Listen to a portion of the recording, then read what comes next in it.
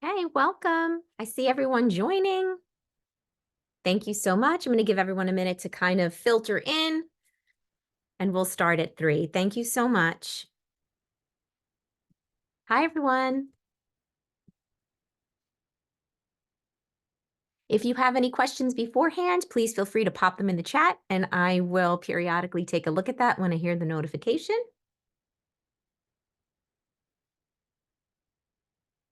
Welcome.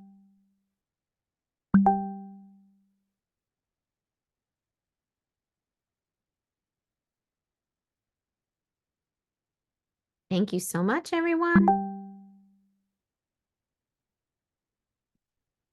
Okay. Just making sure that I don't have anything covering the screen. Okay. And I'm just going to move that. All right, that should do it. And if something pops up again, please feel free to let me know. Okay. Okay, welcome. I'm so glad everyone's able to join,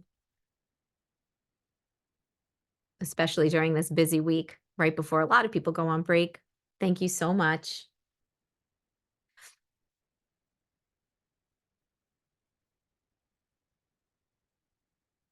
All right, we are at 3 o'clock. I'm going to go ahead and get started. Thank you again so much. I really appreciate your time. My name is Cristina Zawacki. I am the client director at Inspired Instruction.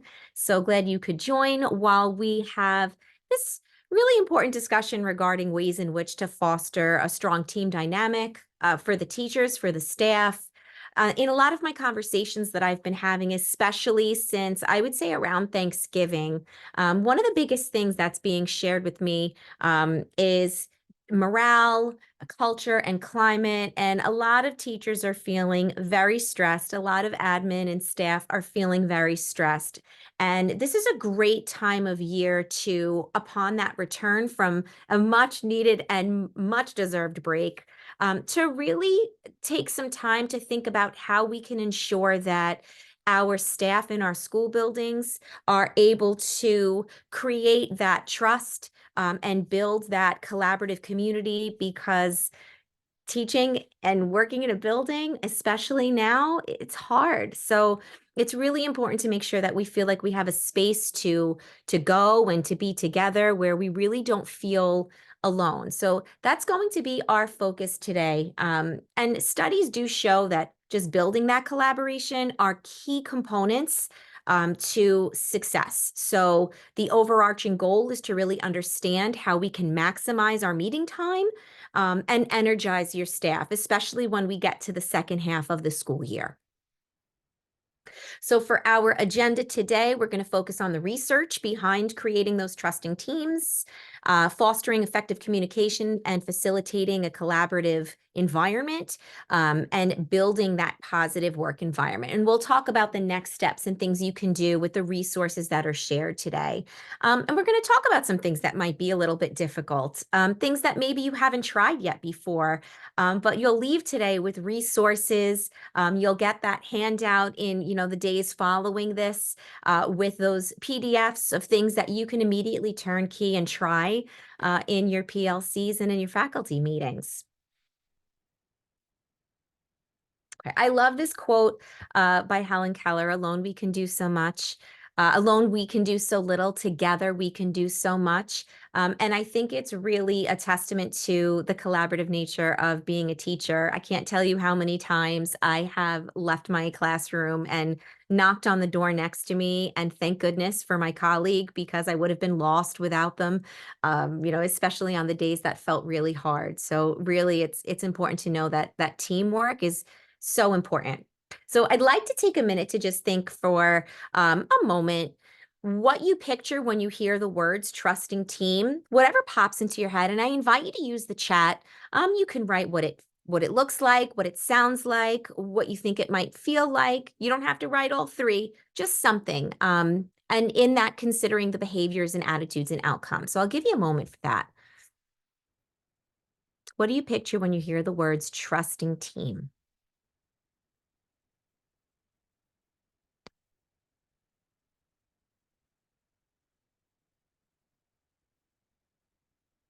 Okay, and I do have some private messages here, so I'll share those out.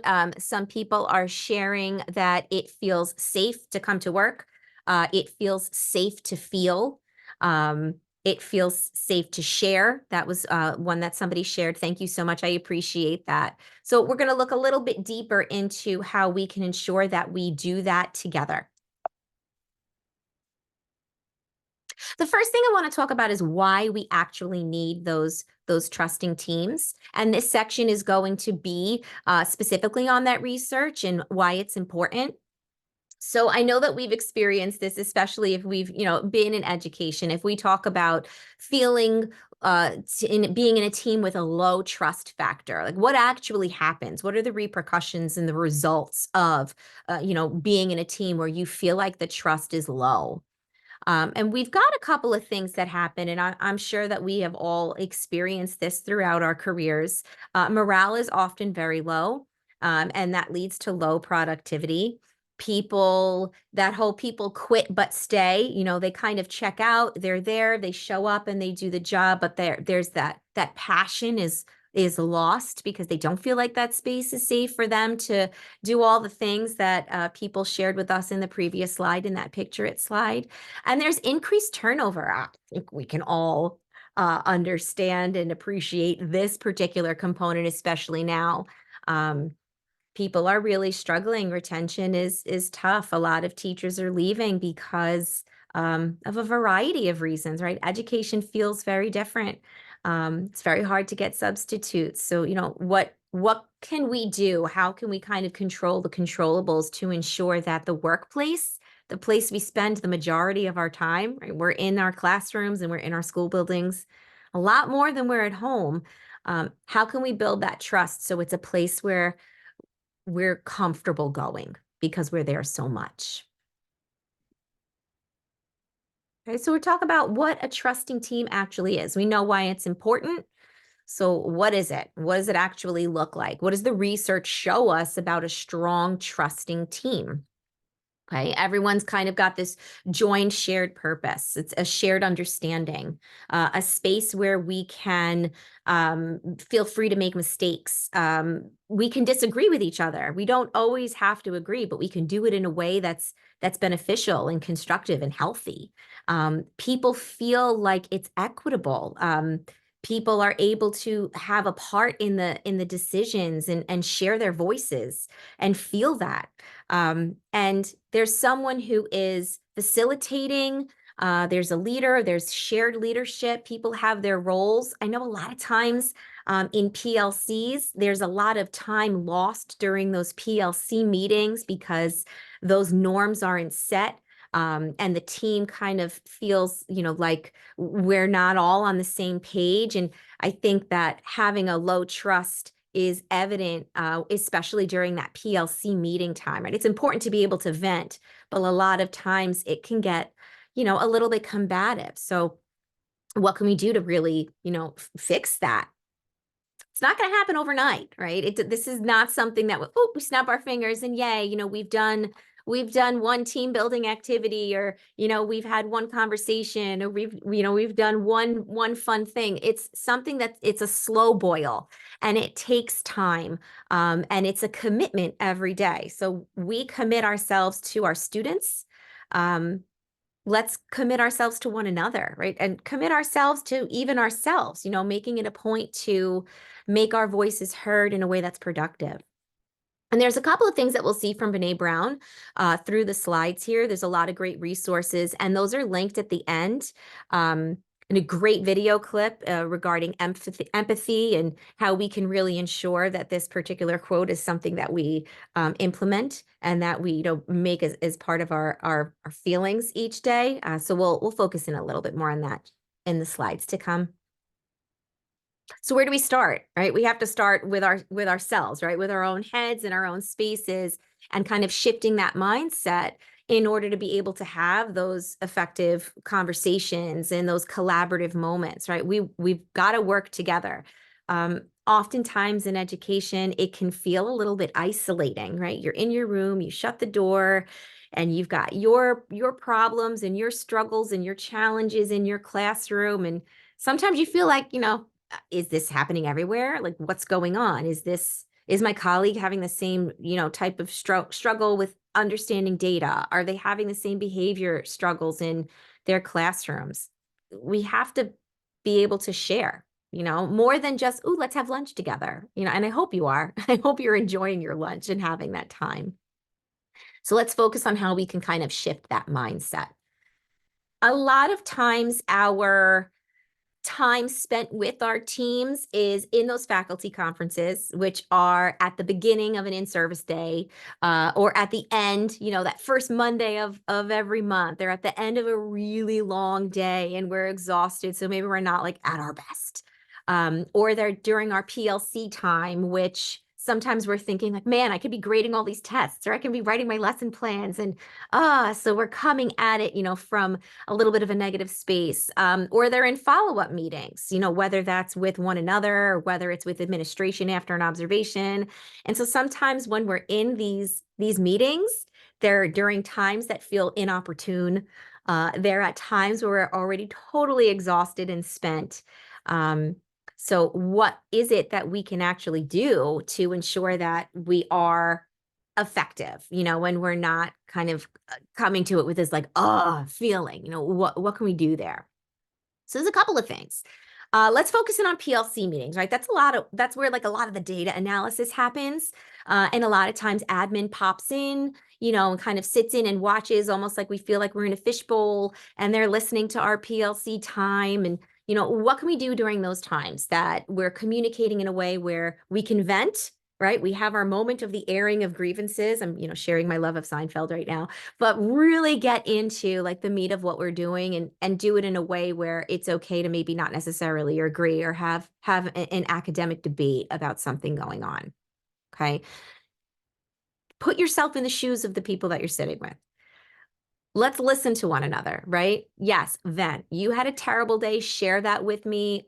I'm sure that I have been there. I'll share my bad day with you, if you're asking me. And then let's find a way to kind of flip it so that we don't like pitch a tent and camp out in that negative headspace, because it's super easy to kind of get pulled into that. And it's work to pull ourselves out of that. So we don't have our limited time turn into just like one big giant venting session. Share it and like, let's pull out of there. And then observe, right? We're not we don't want to be judgy. We're not in a judgy space. We're listening, observing, and let's talk about it, right? Let's reflect on it. Let's not sit there and do the finger pointing thing because we don't like when it's done to us, and if you notice that somebody's doing it, there's definitely a gentle way that we can approach that. Maybe ask a question, why do you think that? Or how do you think we could handle that if it happens again? Really let the people in the group feel like they're supported and they're heard. At the end of the day, the way in which information is received has a lot to do with the way in which we kind of enter that moment. And really, if we're collaborative, it's so important to make sure that we help pull one another out of the negative space, especially when we're in these times where education is truly, truly very challenging and requires so much of us, right? So let's do that for each other too. So if it's not in a PLC time, what do we do when we are in a coaching situation or you're in a post-observation meeting? At the end of the day, the whole thing is about that communication, right? And this really mirrors the information on the last slide, but there's a few more things in here that I think it's super important to build on. If we are in the middle of a conversation, let that person finish speaking, right? Let's not interrupt them. We all know how terrible that feels. And sometimes it's really hard, right? We're educators, we're passionate. We have thoughts and feelings about these things, but it's super important to just, come to something with that empathy, knowing what it feels like to be in this position. And I love the video I have on empathy in the next coming slides, because it really does, it really does bring a light to the information here. Ask open-ended questions, ask those probing questions. try to get to the bottom of what somebody's feeling. That really does help create connection, and it strengthens the idea of empathy and understanding. Let somebody know you're listening to them. Like, this is even like a lot of times with our students, we feel like maybe they're checked out because their body language might say that they are. Same thing, I know even like my own kids, like if we're home and I'm talking to them and they're not looking, I'm always like, oh, what's going on? Look at your colleagues, if that's something you're comfortable doing, acknowledge that you're hearing them, give some sort of signal, or if you're not comfortable looking up, if you much prefer your notes, jot down some things, be an active participant in whatever way you're comfortable communicating. And then share back with them what they said in your own words so that they really do know, hey, I heard you and I digested the information and it matters to me, and I'm going to share with you what I heard, and it'll prove that you matter to me. And then again, that body language, if you see that someone's starting to get upset, maybe they're crossing their arms or they're crossing their legs or they've pushed themselves away from the table or put their pen down, stop and take a minute and be like, hey, what's going on? What are you feeling? What are we talking about? Just essentially just, being a good feeling human, and acknowledging the people around you, right? What's being said? What are they doing? If you don't agree, you can still acknowledge that you heard them. I hear you. I hear what you're saying. I feel this way. It's like those accountable talk stumps, like we have our students do it for a reason, because it's a really great way to build that collaborative and trusting environment. So let's do that ourselves. It's hard.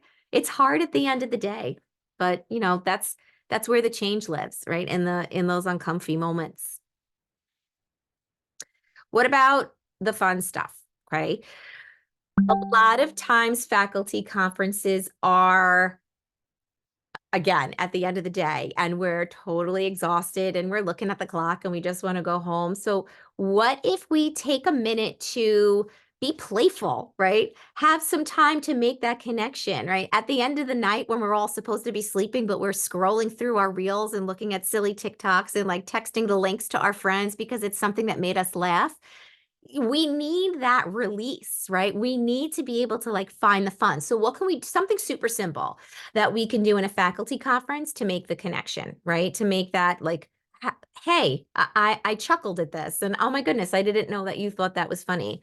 Start with something light and relatable, right? You're about to jam pack your staff with some information. Bus drills have changed, when the testing dates are going to be, some new policy that you've heard that's come down the pike and it's got to happen, next week, or when you're getting a visitor from district offices. Give the staff a chance to just let their hair down for a minute. Something as simple as this, and I know it seems like, oh, this is, so simple and so silly. Who doesn't love a sloth? Like, I love this particular way to like have an admit ticket. What sloth are you today?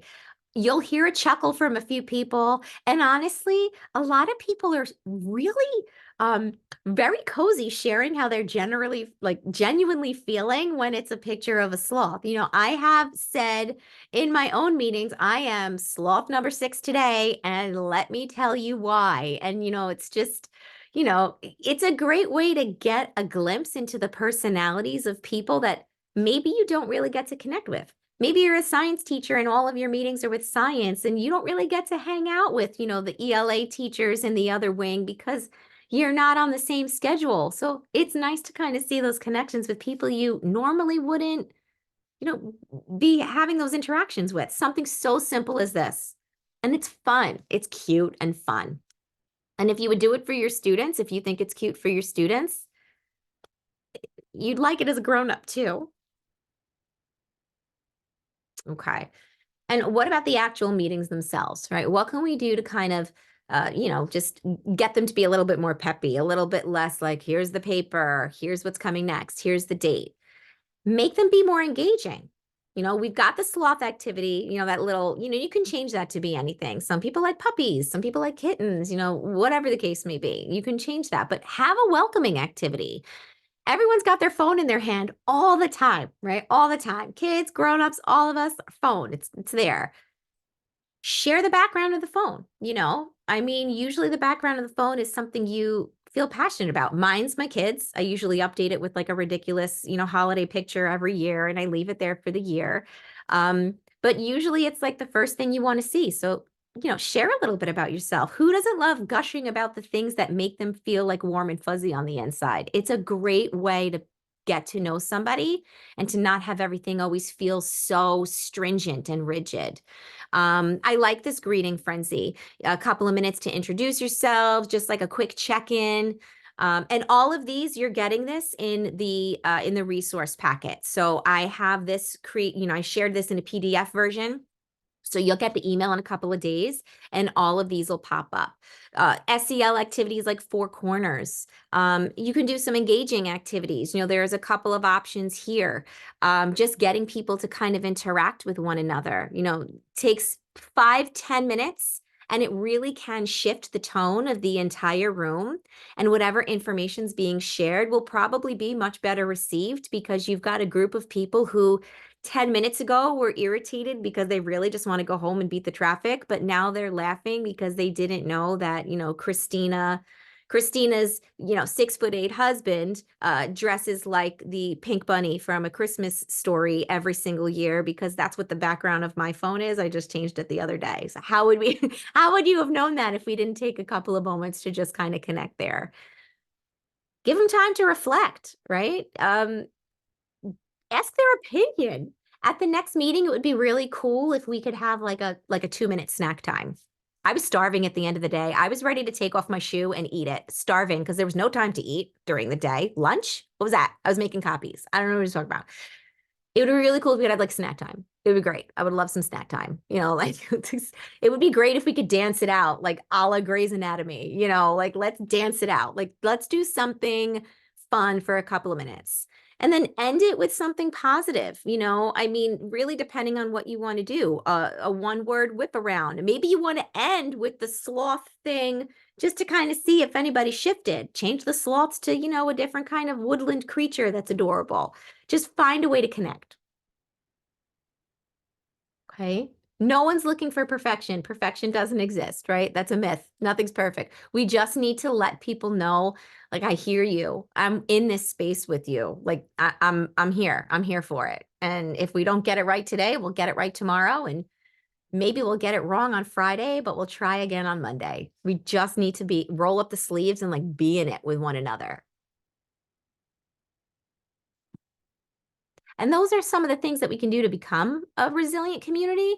Um, and we can't ward off all the problems. I wish I could wave my Harry Potter wand and make everything better. That's not realistic, but we can be prepared to kind of deal with it and manage it and mitigate the negative results of something if we know we have that team and we know we're in it together. And again, it's all about that trust and that connection, right? And again, we're talking about building that positive work environment. A couple of little things that are genuinely manageable. It's super easy to put a picture of some sloths up. It would work wonders to see like how everyone kind of connects and smiles. That's part of building a community. Okay, so I'd like to take a minute, if you can, share with me what is one thing that you prefer, if we can look in the chat. How do you like to build or foster resiliency? It could be in your team dynamic, if we're talking about even like your families, it can be with your teachers. What's something that you like to try personally that works for you in terms of building resiliency? I'll give you a second for the chat.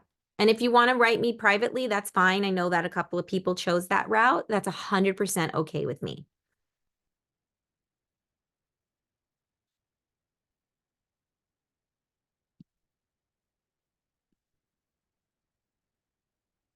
Okay, let's take a peek here.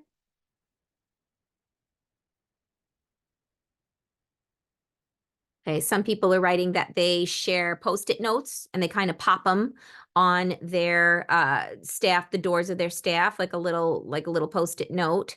Some people play music in the morning. That's awesome. Okay, I love those. That just kind of connecting together to kind of lighten the load a little bit. Positive affirmations. I appreciate that. Okay, now some people are having a hard time with the chat. Let me just update this because I'm getting some. Hang on one second. Let me just fix that. Yep, I'm getting some from some people and not some from everyone. You can use the Q&A. That's totally fine too. Okay, I hope that works. Let me see if that fixed it. Okay. So when we're talking about resiliency, the key ingredient there is trust, right? And it connects back to that quote we shared last time, slowly built in small moments, kind of like adding marbles to a jar. One of my favorite things to do with my students, right? You fill the marble jar, you get, pizza party was the favorite one if we were able to do that, or a pajama day, as my kids love the pajama days. We love the pajama days over here, but that's great for the teachers too. I loved me a good pajama day, a good staff PJ day.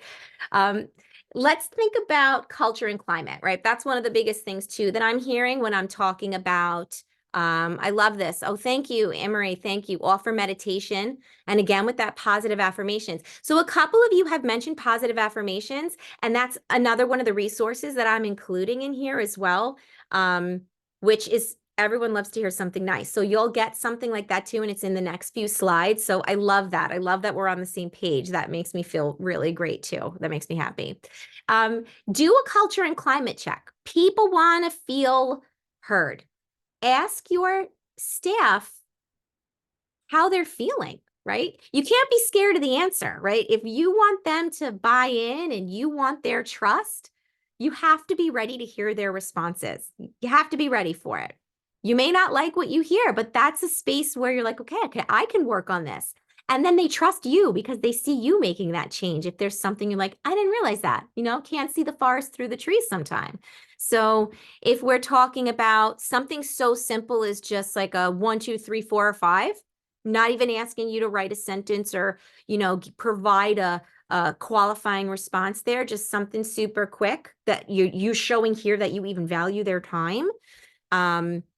Ask them how they feel about these options, right? There's the collaboration option. I'll leave that there for a second.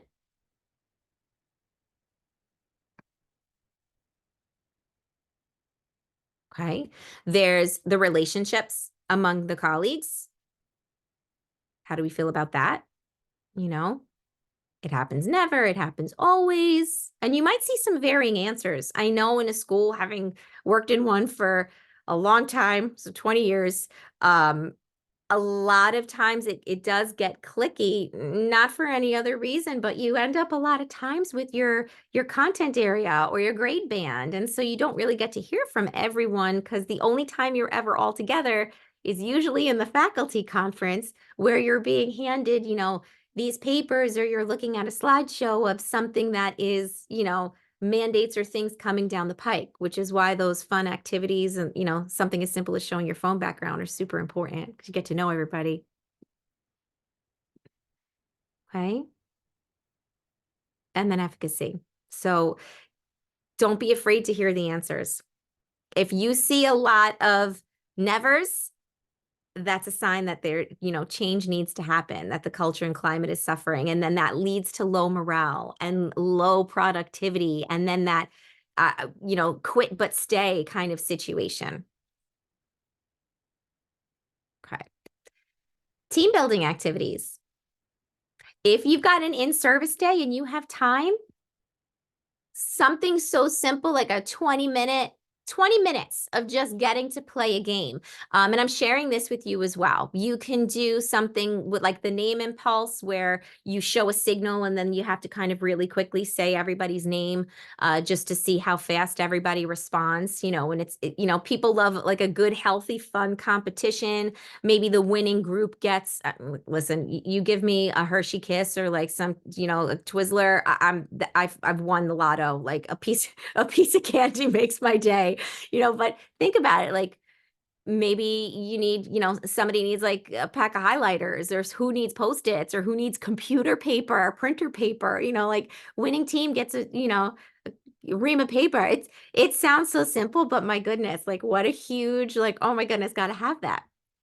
And there's a couple of other ideas here. This one's really fun, the shape-shifting one where you have to make a shape with the rope, but your eyes are closed. Brings a lot of laughs, a lot of fun laughs. I know my team and I, we are doing, we have a fun like headbands activity that we like to do with like buzzwords, and you can make it educational, anything to just get you chatting and get you having fun.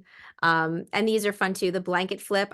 I'm so not good at this one. I never understood that people that could do it. We could flip the blanket with their feet on it, but people can. I was never in that winning group, and that's okay. And the balloon tower is a super fun one. Some people like to do the tower with like the red Solo cups. That's fun.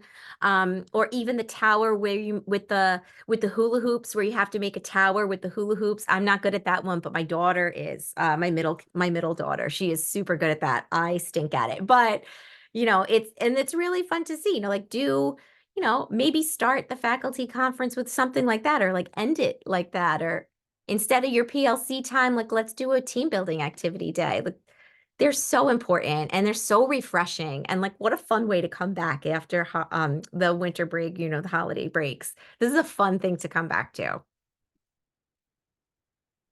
And then along with those affirmations that were shared in the Q&A, and I'm not sure why some people can write in the chat and some people can't, but I will address that and figure that out next time. So I appreciate that. Highlight the positives. Somebody had mentioned that they put something on Post-it notes. This is a great way to kind of just mirror that same idea. The reason why staff grows and is successful is because they make the students grow and succeed because they put their entire heart and soul into what they're doing each day. That's why there's no tired, like Teacher Friday tired. So, I mean, say something, wonderful about them. Say something wonderful about yourself. Like take a minute and recognize your wins.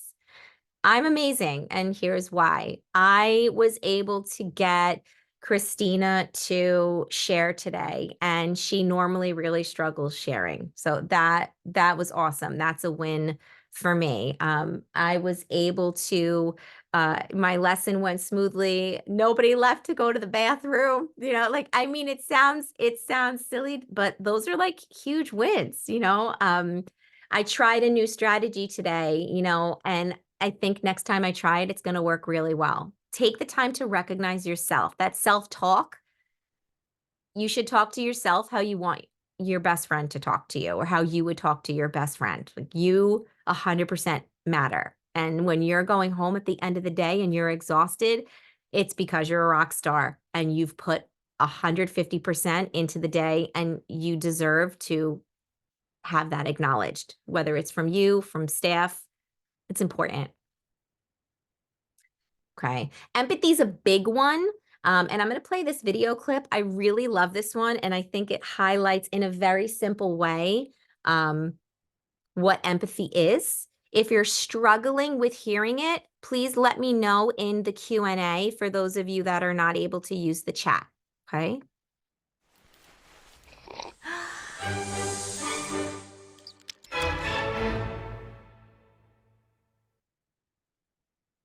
So what is empathy, and why is it very different than sympathy? Empathy fuels connection. Sympathy drives disconnection. Empathy, it's very interesting. Teresa Wiseman is a nursing scholar who studied professions, very diverse professions where empathy is relevant, and came up with 4 qualities of empathy.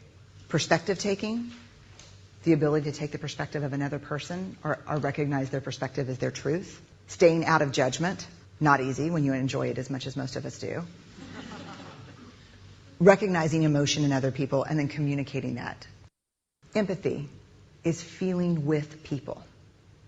And to me, I always think of empathy as this kind of sacred space when someone's kind of in a deep hole and they shout out from the bottom and they say, I'm stuck, it's dark, I'm overwhelmed.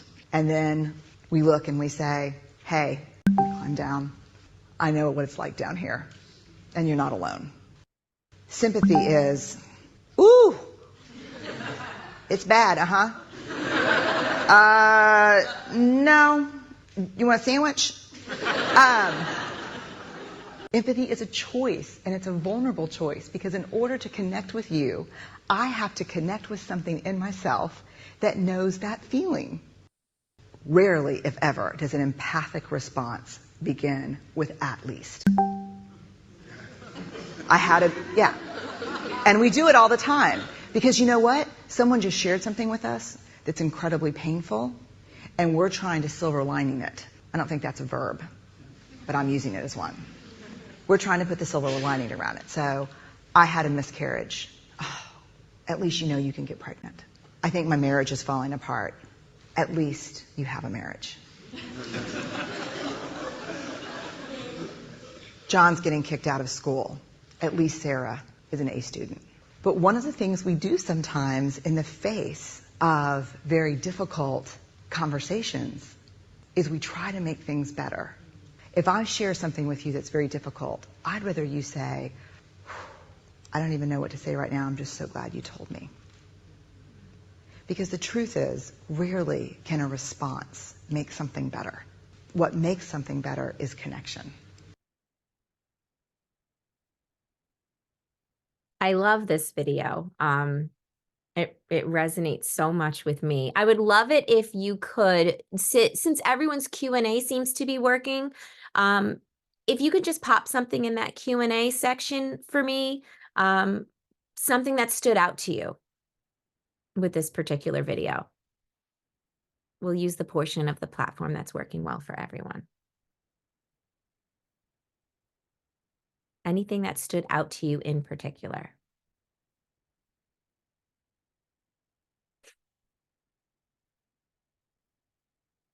Yeah, I love that. Thank you, Danielle. Feeling with people is empathy. You don't have to fix it. Yeah. Yeah. For me, it was that "at least." Yeah, that "at least," that one sticks out to me. But yeah, just thank you so much for trusting me enough to share your heart with me, to share your vulnerability with me. I mean, that I think is really key. That's really key. And I think that really connects to being authentic, right? Like during stressful times, it can become difficult to see one another's perspectives.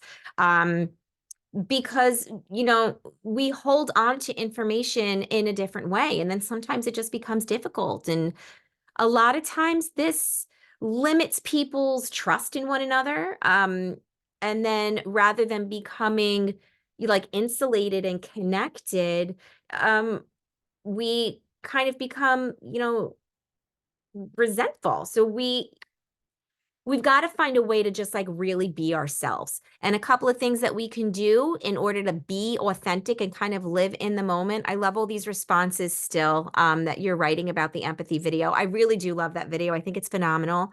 Thank you so much. Yeah, silver lining's not always a good thing.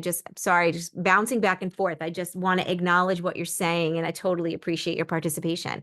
So if you are a taskmaster, I'm super guilty of this. This is something that I have to like really remind myself of.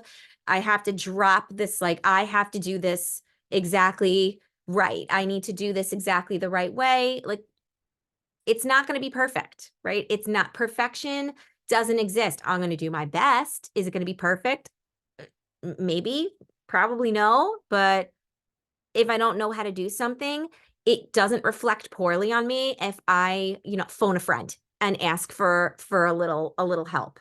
I actually think it shows a lot of strength and courage when you have that comfort to be like, "Hey, I don't exactly know what I'm doing, but I definitely think that you could support me here." And what a way to build trust. Oh my goodness, you trust me to help you? Phenomenal. And teachers are really helpful. Um, Give other people the benefit of the doubt. I have had days, and maybe I am not like smiling when I walk in the building. It has nothing to do with you. Please don't take it personally. Maybe I dropped my coffee on the way in because I carried home a ton of papers and I stayed up until 1 o'clock in the morning grading them because report cards are due. And man, that was my only cup of coffee and I didn't get to drink it. Like, maybe I'm just not my best self right now. Please don't take it personally. Give me a minute and I'm sure I'll share with you why I'm feeling like this, but give me the benefit of the doubt. And then embrace that discomfort. you're not always going to know what to say. And that's when you say, thank you for sharing, or I can't imagine how you feel, or you say nothing. You just, if someone you're comfortable and you want to give a hug, give a hug, pat someone on the hand, just let them know you're there with them. Sometimes you don't have to say anything at all. And some of you said that in the Q&A there. So I appreciate that. So really, what can we do next? Okay. How do we move forward with our teams? What's maybe like one little thing that we think we can actually do genuinely that's not going to throw our next meeting into like a loop or put us behind schedule? Think about what we're taking away from today. What's one thing you think you could do, whether you're a leader, whether you're a team member, right? We're all, both in some way, shape, or form. What's one thing you think you'd like to try or you'd like to see done when January hits and we're in that second half of a school year? What's one thing you'd like to see that you think would actually like really work in your spaces with your colleagues?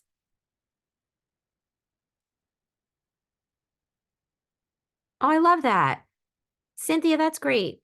And that's so special that you pop in on the new teachers, ask them, help them. That's really special. And then they know that you're there and they know they can trust you, because when they do need help, they know they can come to you. I think that's awesome.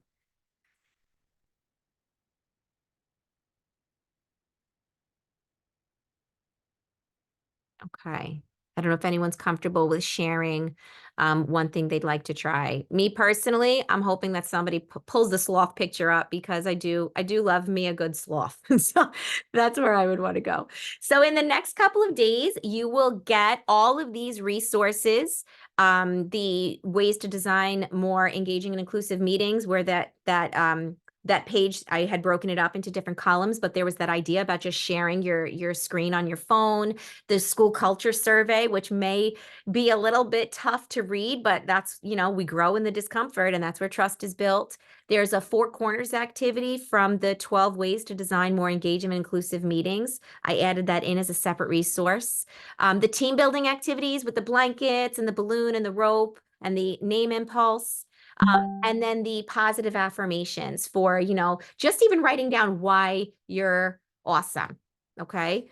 Any other questions you have, please feel free to stay, and I'll be here for a couple of more moments. You can pop them in the Q&A. My email is there. If you want to send me an email, that's great too. Anne Marie, I love this. Start with something fun. Yeah, I love it. Share the screenshot. Cynthia, I'm so happy to hear. I'm so happy to hear you built friendships, but I'm sorry that, it didn't end the way that you wanted to. But right, moving forward, I know that they definitely appreciate you, because I still remember the people that always asked if I needed anything. So it was special. Thank you all so much for your time. Thank you for spending the end of what was probably a very long, tough day with me. I appreciate it. Thank you so much. Be on the lookout for those resources in the next few days. Okay, and I'll just check the chat, but you are welcome to sign off and enjoy the rest of your day. And I hope if you're driving home, there's no flooding, you have a delicious cup of coffee and some great music and no traffic. That is what I hope for you. You're very welcome. Thank you. Thank you so much. Yeah, the replay of the video will actually, Cynthia, that'll be on our website in the event sign up space. So if you go to the same exact space where you signed up for the webinar, there'll actually be the recording of this there. So that'll be there for you for sure.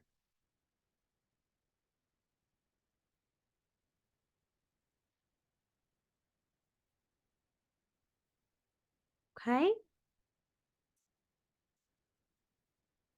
Looking to see if there's any other questions. I want to make sure that I acknowledge everyone.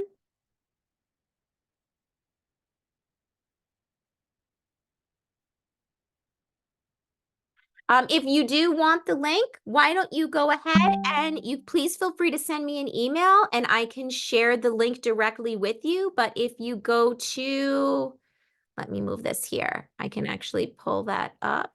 If we go to,